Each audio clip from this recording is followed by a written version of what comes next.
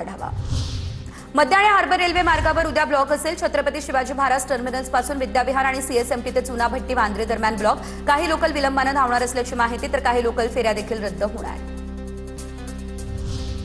मुंबईमध्ये पाऊस कमी होताच उकाडा वाढला। गेल्या 2 दिवसांपासून तापमानात वाढ झाली। शुक्रवारी कुलाबा आणि सांताक्रूजमध्ये तापमान 32 अंश सेल्सिअसपेक्षा जास्त नोंदवलं गेलं आहे। मुंबईमध्ये झाडांच्या बाजूचे काँक्रीट काढण्याची जबाबदारी इंजिनियरवरती। अतिरिक्त आयुक्त विपिन शर्मा यांचे हे आदेश। मुंबईमध्ये 2018 नंतर पुन्हा एकदा झाडांची गणना होणार। 10 लाख झाडं वाढण्याचा देखील अंदाज। राज्य सरकारकडून म्हाडा कायद्यामध्ये दुरुस्ती। मुंबईमधील 13,000 धोकादायक सेस इमारतींच्या पुनर्विकासाचा मार्ग मोकळा। या निर्णयामुळे पुनर्विकासाला गती मिळणार, रहिवाशांच्या सुरक्षेला बळकटी मिळणार। मुंबईच्या साकीनाका खैरानी रोडवरती भरधाव टेम्पोची रस्त्याच्या कडेला उभ्या असलेल्या अनेक गाड्यांना धडक। संपूर्ण घटनेचा सीसीटीव्ही व्हिडिओ देखील समोर। घटनेत कोणतीही जीवितहानी झालेली नाही।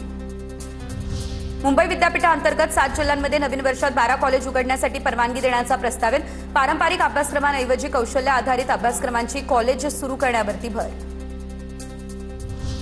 मीरा रोड या ठिकाणी अहमदाबाद मुंबई महामार्गावरती हिट अँड रनची घटना घडली। भरधाव अज्ञात वाहनाची दुचाकीला जोरदार धडक। अज्ञात वाहनाच्या धडकेत दुचाकीस्वाराचा मृत्यू झाला।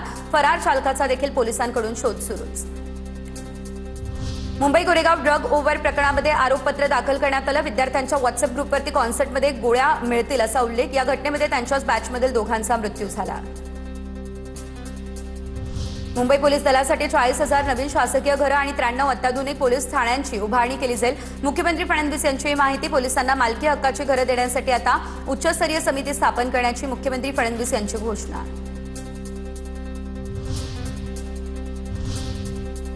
यानंतर टॉप 9 जिल्ह्यांच्या बातम्या। सातारा या ठिकाणी शेतकऱ्यांना रस्त्यावर ओतलं शेकडो लिटर दूध। रस्त्यावरती दूध ओतल्याचा व्हिडिओ सोशल मीडियावर व्हायरल झाला।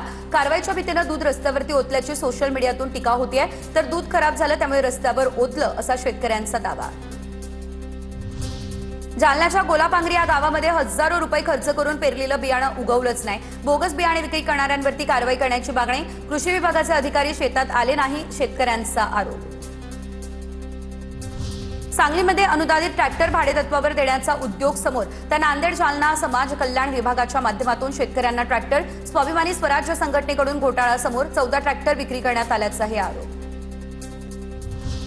परभणीमध्ये लग्नाचा आमिष दाखवून महिलेवर 10 महिने अत्याचार। आरोपीच्या कुटुंबातील दोघांकडून जातीवाचक शिवीगाळ करत धमकावल्याचे तक्रारीमध्ये हे उल्लेख, तर आरोपी गणेश इंगोलेसह दोघांवरती गुन्हा दाखल करण्यात आला।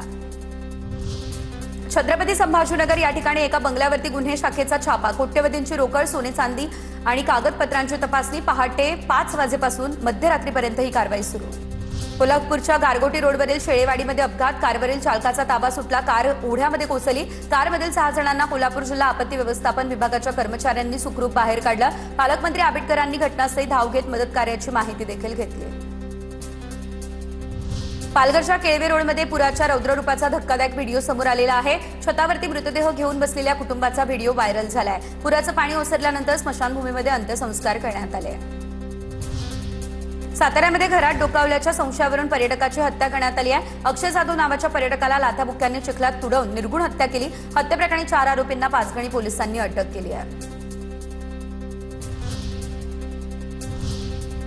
आणि यानंतर टॉप 9 इतर शहरांच्या बातम्या। गोंदिया या ठिकाणच्या तिरोडा शहरामध्ये आता अस्वलाचा मुक्त संचार दिसला। अस्वलानं मानवी वस्तीमध्ये प्रवेश केल्यानं भीतीचं वातावरण। रात्रीच्या सुमारास भरवस्तीमध्ये हुंडणाऱ्या अस्वलाचा थरार सीसीटीव्ही कॅमेऱ्यामध्ये कैद।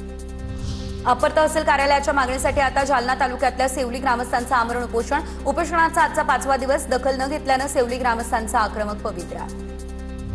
नागपूर महापालिकेच्या 10% मालमत्ता करवाढीच्या प्रस्तावाला स्थायी समितीचा नकार। यंदा नागपूरकरांवरती करवाढीचा अतिरिक्त भार पडणार नाही। स्थायी समिती अध्यक्ष शिवानी दाणी यांनी ही माहिती दिली। ब्रिक्स परिवहन मंत्र्यांच्या बैठकीमध्ये येणाऱ्या विदेशी पाहुण्यांसाठी नागपूर सज्ज। नागपूरमध्ये पांढरा कपडा लावून प्रशासनानं कचरा, बांधकाम साहित्य झाकलं। परदेशी प्रतिनिधींच्या नजरेत शहरातील अपूर्ण प्रकल्प पडू नये यासाठी हा कपडा लावण्यात आला।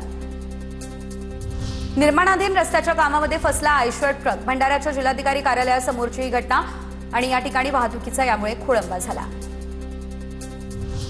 अमरावती जवळच्या 67 कोटींच्या बडनेरा रेल्वे उड्डाणपुलाच्या लोकार्पणापूर्वी श्रेयवादाचा वाद पेटला। रेल्वेच्या पत्रिकेमध्ये खासदार बळवंत वानखेडे यांचं नाव असताना आमदार रवी राणा यांच्या निमंत्रण पत्रिकेमध्ये ते नसल्याचा आरोप। वसई विरारमधील पुराच्या पाण्यामध्ये 3 गायींचा मृत्यू झाला. वसईमधील दत्तानी परिसरामध्ये पुराच्या पाण्यात वाहून गेलेल्या 3 गायी मृत अवस्थेत आढळल्या. हिंगोलीच्या पळशीमध्ये संस्था अध्यक्षांकडून शिक्षकाला अश्लील भाषेत शिवीगाळ. संस्था अध्यक्षांचा शिवीगाळ करतानाचा व्हिडिओ व्हायरल. शिक्षक पदोन्नतीसाठी अर्ज करतोय म्हणून शिवीगाळ केल्याचाही आरोप.